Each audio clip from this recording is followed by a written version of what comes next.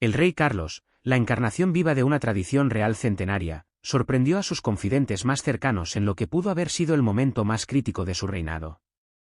En un movimiento que resonó en los pasillos del palacio, tomó una decisión tan inesperada, tan personal, que dejó a la reina consorte Camilla completamente sin palabras.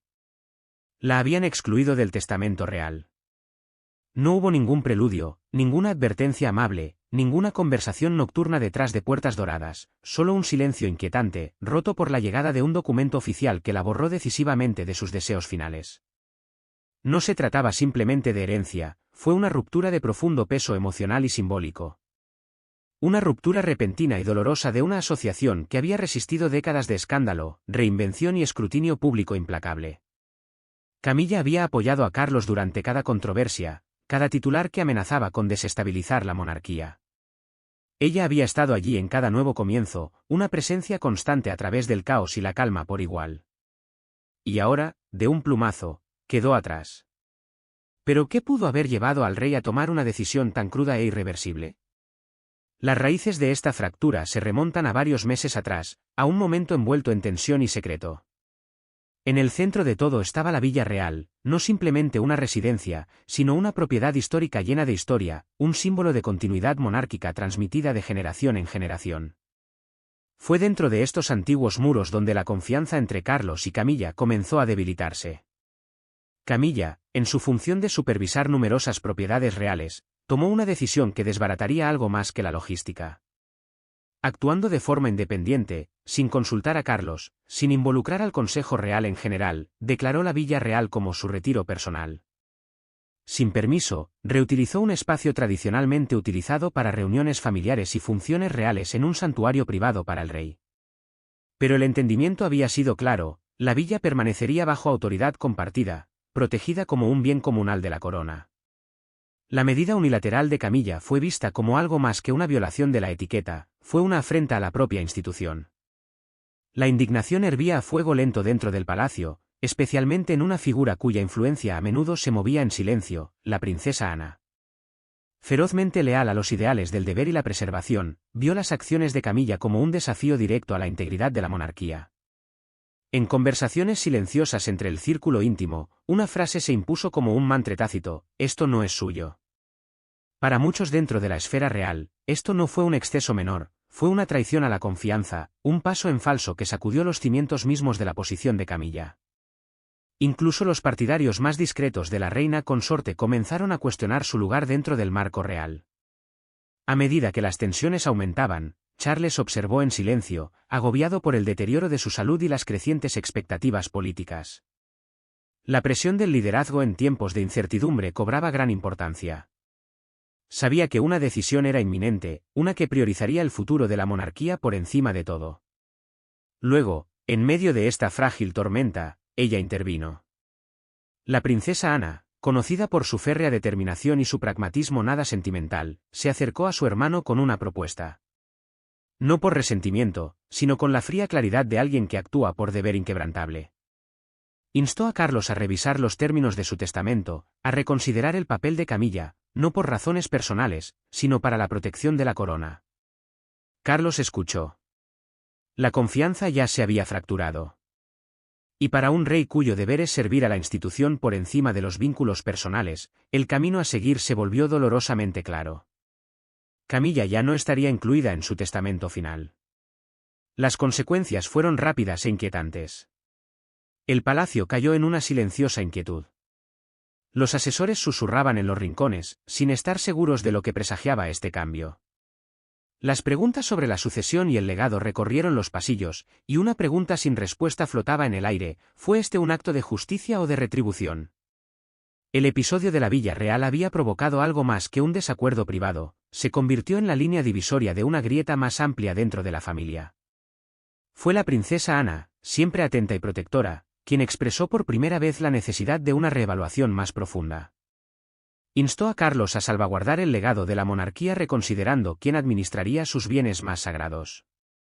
En una medida decisiva, propuso que se revisara el testamento para garantizar que las propiedades y la influencia reales permanecieran en manos de aquellos verdaderamente alineados con los valores de la corona. A veces, dijo Anne, con voz tranquila y fría como siempre, hacer lo correcto significa tomar decisiones que duelen. Incluso si eso significa alejarse de aquellos a quienes alguna vez tuvimos más cerca. La monarquía debe ser lo primero. Lo que comenzó como un desacuerdo sobre una propiedad se convirtió en algo mucho mayor, un ajuste de cuentas. El futuro de Camilla dentro de la estructura real ya no estaba seguro. Su influencia, alguna vez considerada vital, ahora es vista por algunos como una amenaza a la estabilidad duradera de la institución. La princesa Ana, inquebrantable en sus convicciones, sabía que preservar la monarquía requeriría sacrificios, incluso el sacrificio de las relaciones personales. Necesitamos una voluntad que proteja a la corona, no a los individuos, declaró resuelta. El futuro de la monarquía no puede verse comprometido por el sentimiento. Y así, con la tranquila gravedad de la toma de decisiones real, Carlos actuó. No por ira, sino por lealtad al legado para el que nació. Y al hacerlo, cerró un capítulo con Camilla, no solo en derecho, sino también en lealtad. Estas palabras resonaron a través de los muros centenarios de la monarquía, inquietando a sus miembros más importantes. Entre ellos se apoderó de una creciente inquietud, una aprensión por la creciente influencia de Camilla sobre las propiedades y posesiones reales. Los susurros se convirtieron en murmullos y la preocupación en silenciosa alarma. La idea de que un individuo pudiera ejercer tal control sobre los símbolos del patrimonio nacional provocó repercusiones en la jerarquía real. En el centro de esta tensión latente se encontraban la princesa Ana y la reina Camilla, dos mujeres formidables con puntos de vista fundamentalmente opuestos. Su tensa relación, marcada durante mucho tiempo por una sutil rivalidad y agravios tácitos, no había hecho más que intensificarse. Aquellos dentro del círculo interno que veían a Camilla como una intrusa estratégica, una oportunista que había ganado demasiado rápido, se resistieron cada vez más a permitir que los vínculos personales pusieran en peligro el futuro de la monarquía. Fue con este sentido de deber solemne que Ana comenzó a ejercer su influencia sobre el rey Carlos. Ella lo instó, con el peso de la tradición y la responsabilidad detrás de ella, a tomar medidas decisivas. Anne, firme en su compromiso con la institución, vio su papel como protectora de su legado. Por el contrario, Camilla había adoptado un enfoque más relajado y personal, prefiriendo la privacidad y la discreción a las obligaciones públicas. Esta división ideológica profundizó la brecha, empujando a Ana a intervenir más directamente que nunca. Para Ana, la cuestión trascendía los títulos, la herencia o el protocolo real. Lo que vio en peligro fue el alma misma de la monarquía. Y no estaba dispuesta a permitir que el sentimentalismo, o Camilla, comprometiera eso. Nunca había habido tanto en juego y ella creía que había llegado el momento de que Carlos eligiera, no como marido, sino como soberano. El momento marcó una encrucijada fundamental en la vida del rey Carlos. Dividido entre la mujer que había sido su inquebrantable compañera y la monarquía para la que nació, se enfrentó a una decisión desgarradora. Durante décadas, Camilla había estado a su lado, resistiendo escándalos personales y el escrutinio público. Ella había sido su confidente, su constante en tiempos turbulentos. Su lealtad hacia ella siempre había sido una señal de orgullo silencioso. Pero ahora, bajo la creciente presión de Ana y otros asesores principales, Carlos se encontró ante el abismo entre la devoción personal y la responsabilidad real. La monarquía, ya frágil a los ojos de un público escéptico, no podía permitirse más discordias internas. Las acciones de Camilla, consideradas por algunos como una extralimitación de sus límites, lo habían llevado a una conclusión dolorosa. Su decisión de sacarla del testamento real no se tomó a la ligera. Simbolizó no solo un cambio de prioridades sino también un reconocimiento aleccionador de su deber por encima de todo. La corona tenía que perdurar, no solo como una tradición, sino como una fuerza estabilizadora para las generaciones venideras. En una monarquía que había resistido guerras, escándalos y abdicaciones, la mayor amenaza parecía ahora venir de dentro. Esta elección fue más que un asunto privado, marcó un momento decisivo en el reinado de Carlos. El santuario de su vida personal, alguna vez protegido, se había convertido en un campo de batalla donde chocaban la historia, el deber y las emociones. Y cuando finalmente llegó el momento de hablar con Camilla, Charles sintió toda la gravedad de lo que estaba por venir. Sabía que sus palabras aterrizarían como piedras en un lago en calma, creando ondas que no podrían deshacerse. Camilla, desprevenida y sorprendida, escuchó en atónito silencio. Cuando Charles reveló su decisión de excluirla, el aire se espesó de incredulidad. Su voz, Apenas más que un susurro, temblaba, nunca pensé que haría eso. No se trataba de riqueza. No se trataba de títulos. Para Camilla, fue una fractura de confianza, una profunda herida infligida por la misma persona a la que había acompañado durante tormentas tanto personales como políticas. Había soportado décadas de crítica y escrutinio, creyendo siempre en la fuerza de su vínculo. Pero ahora, en este momento tranquilo pero sísmico, esa creencia se hizo añicos. Charles también quedó devastado. A pesar de todos sus esfuerzos por proteger a Camilla de la hostilidad pública, por restaurar su imagen ante los ojos de la nación, ahora era él quien infligía el daño más profundo. Sin embargo, la creciente insistencia de Ana y otras voces a su alrededor había hecho imposible ignorar la verdad: el futuro de la monarquía estaba en un delicado equilibrio. La Casa Real ya no estaba unificada. Habían surgido facciones, las alianzas cambiaron y las dudas se agravaron. Charles tuvo que afrontar la posibilidad de que su continua defensa de Camilla pudiera fracturar la institución que había jurado proteger. No se trataba solo del testamento, sino de una nueva visión de la monarquía bajo su reinado. Una monarquía que aspiraba a modernizarse, racionalizarse y asegurar su relevancia en el siglo XXI. La exclusión de Camilla llamó la atención y provocó un debate: ¿fue este un paso necesario para la evolución de la corona, o fue una grieta expuesta en su vínculo alguna vez inquebrantable? Dentro del palacio, la tensión colgaba como una cortina, mientras más allá de sus puertas, el mundo observaba en silencio y asombro. Lo que antes se había descartado como maniobra política se había transformado en una tragedia intensamente personal. El silencio de Camilla lo decía todo. Su angustia no nació de un derecho, sino de la traición, una sensación de que todo lo que había soportado había perdido sentido con una sola decisión. Durante años, ella había sido la mujer detrás del hombre, ayudándolo a llevar la carga del deber con silenciosa resiliencia. Ahora, mientras ella estaba excluida de sus planes finales, sentía como si se hubiera cerrado una puerta a todo lo que habían construido juntos. Y así, la monarquía avanzó, pero no sin cicatrices. Los ecos de esa fatídica decisión aún persistían, recordando a todos los que la presenciaron que incluso en los romances reales más famosos, el deber podía reescribir el destino. Lo que hizo que la decisión de Charles fuera aún más desgarradora fue el marcado cambio en sus prioridades, un cambio inesperado, casi irreconocible, en el hombre al que Camilla había estado al lado durante décadas. A lo largo de la larga y complicada historia de su relación, Charles siempre había colocado a Camilla en el centro de su mundo. La había defendido a través de tormentas de escrutinio público, la protegió de duras críticas dentro de los muros del palacio y trabajó incansablemente para solidificar su lugar no solo en su vida sino también en el marco de la familia real. Durante muchos años, ella había sido su constante inquebrantable. Pero después de años marcados por compromisos silenciosos, tensiones familiares y desacuerdos privados susurrados a puerta cerrada, Carlos pareció llegar a una dolorosa conclusión: la longevidad de la monarquía requería un sacrificio personal, profundo e irreversible. Su decisión, aunque estratégica, marcó un alejamiento de las lealtades emocionales que alguna vez lo habían guiado, enviando ondas de choque a través del palacio y repercutiendo en toda la familia que buscaba proteger. Camilla no fue la única afectada por las ramificaciones de esta elección. La Casa Real se encontró dividida por interpretaciones contradictorias sobre lealtad y liderazgo. Para algunos, su exclusión representó una recalibración dolorosa pero necesaria, un acto para preservar el futuro de la corona por encima de todo. Para otros, fue una traición imperdonable a una mujer que había apoyado a Charles con notable coherencia, a menudo en las sombras, a menudo bajo fuego. La respuesta de Camilla no fue ruidosa ni vengativa.